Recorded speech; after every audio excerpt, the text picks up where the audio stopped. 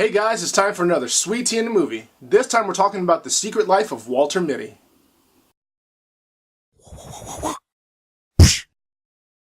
In my imagination, I dream of places where sweet tea flows like rivers and teeth never get rotten. So a little backstory before I begin reviewing the movie. Ever since I saw the first trailer for this, I was hooked. I was so excited. I was legitimately excited in my heart and soul for this movie. And I think it's credited because of the great music and the great editing in that very first trailer. It just brought something that made you really want to see this movie.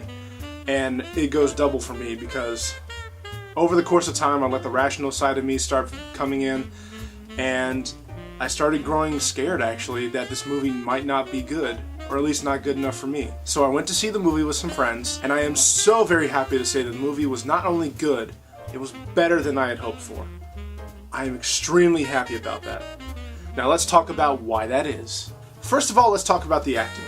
Now, Ben Stiller is both the lead actor and the director of this movie, and while sometimes it's not the best thing in the world, it really works here, because it just shows a whole nother side of him.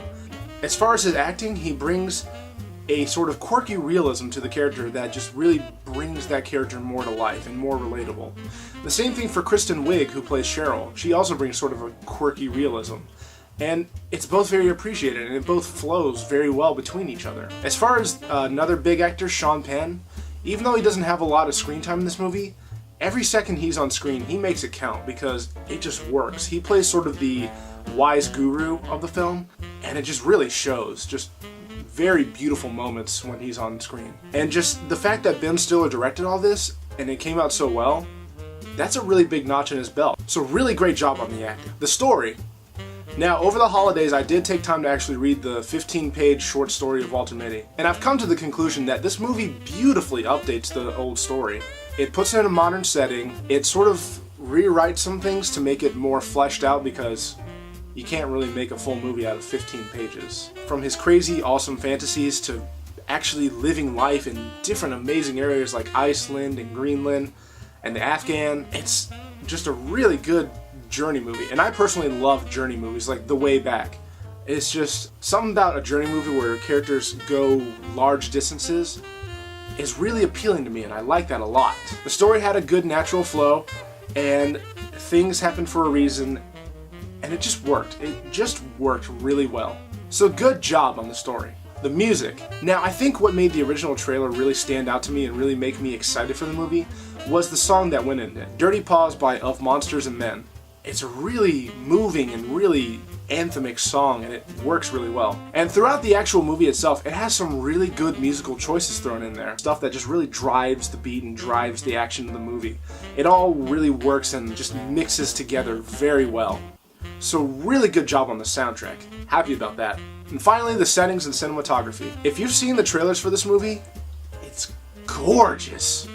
Absolutely gorgeous. The settings, like, as I said before, the Afghan, Iceland, Greenland, and even the cities, they all look really good. Just absolutely beautiful representations of what they truly are. And thank goodness the camera team was able to capture that all so very well. I wish I could say more, but if I keep going, I'll just be talking in circles about how beautiful this movie is. So again, great job on the settings and cinematography. I am so happy that this movie was so good. Like I said earlier, I was really afraid that it was not going to be good, and I was going to be actually sad if it wasn't. Because it's not often that a movie makes you extremely excited about it these days. And because this movie was so good and that it even exceeded my expectations, this movie has become something very special to me. Of course, I can still be objective about it and talk about how you may have to suspend your disbelief in some parts, and to be honest, with all the praise I've given it, it does feel like it's just missing a little something that could have just pushed it right up there at the very top tier.